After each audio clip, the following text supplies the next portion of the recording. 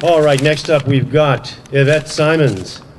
Yvette is a married mother of two that works in a professional capacity after working her way up from very humble means. The product of a single-parent household, she has strived to provide her children with the opportunities that she didn't have herself. She is living the American dream, friends. Yvette Simons. Thank you. Thanks. Want to hold it? Can you? Let's get it right there. Yeah, this is good. This is good. Get close. Yeah. I can't believe I have to follow all these people. They were fantastic. I've never really done a speech for this many people. Speak right into the mic. Okay. Right up Okay. Thank you for your time today. My name is Yvette Simons, and I'm just your neighbor, your friend, and your coworker. I have no affiliation with any party, any group, or any candidate. I just felt that it was time that the average person stood up and spoke. I want to talk to you about a four-letter word today, J-O-B-S, and the plight of the American worker. We've been told that the plight of the American worker is healthcare reform, or foreclosures, or green living, or oil supplies, or global warming. I'm here to say that the plight of the American worker is jobs, or the lack thereof. At this point, we're not concerned with recyclables. Are they thrown away? Are they recycled? We're not concerned with saving $38 a year by using solar panels because, it's going to save some oil. We're not concerned with these things. We care about feeding our families, providing for our families. We care about being productive members of society. We've been told that the backbone of America is the workers. Well, workers aren't working.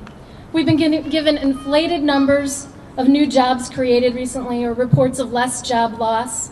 But the truth is that there are millions out there, for reasons you've heard today or will hear, that aren't working.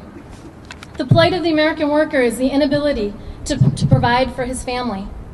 Not government providing for them, but jobs that will enable them to provide for themselves. Health insurance, mortgage payments, food to eat, clothes on their back, entertainment. These are all things that the American worker can provide for themselves with jobs. This is what the White House should be working on, not the value-added tax, not cap and trade, not health care.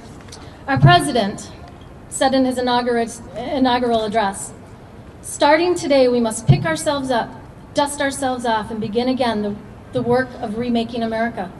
Well, we have picked ourselves up. We dusted ourselves off, and we're looking for work. We need policy to create jobs, not stifle that creation. Our president went on to say, the question we ask today is whether or not government is too big or too small, or whether it works. Whether it helps families find jobs at a decent wage, care they can afford, or retirement that is dignified. Well, I have the answer.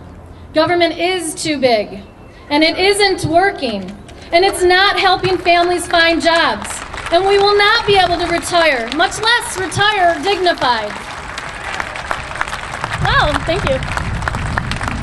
Our president continued by saying, where the answer is no, programs will end. And those of us who manage the public's dollar will be held to account, to spend wisely, reform bad habits, and do our business in the light of day, because only then can we restore the vital trust between the people and their government. Well, Mr. President and your administration, you have not restored the vital trust between the people and our government. You have not spent wisely. You have not reformed bad habits, and you have not done business in the light of day. And you are not helping families to find jobs. I have a brother that lives in Pennsylvania, in an area that there are no jobs. He's been out of work for over a year. He looks every day. He has children to support. We send money when we can, but recently I lost my job and my husband was injured due to an accident. For a short time, we were both out of work. I would like government to take note. During that time, we cut spending. We did what we had to do. We worked hard to have no debt, and we lived within our means. Can you imagine? Really, can you imagine that? That is something the government has not been able to do in decades. Decades. I ask the government to focus on cutting spending, allow private industry to create jobs, allow the American worker to do what the American worker does best, work. We help my brother when we can. That's what families do. I was talking to him this week and he doesn't have health care. His kids do, but he doesn't have health care. And what does he want most? Is it health insurance? No. He wants a job. He doesn't want government providing his health insurance. He doesn't want government giving him a handout.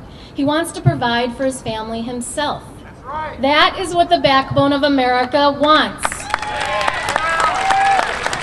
Thank you. I have neighbors that recently were laid off. Do they look to government for a handout or wonder, gee, when is that health care going to kick in? No, they want a job so they can provide their own health care. So I'm putting it to the men and women on the Hill. Do what you promised. You said if we would pick ourselves off and dust ourselves off, that we would be able to work. Well, where is the work? Thank you.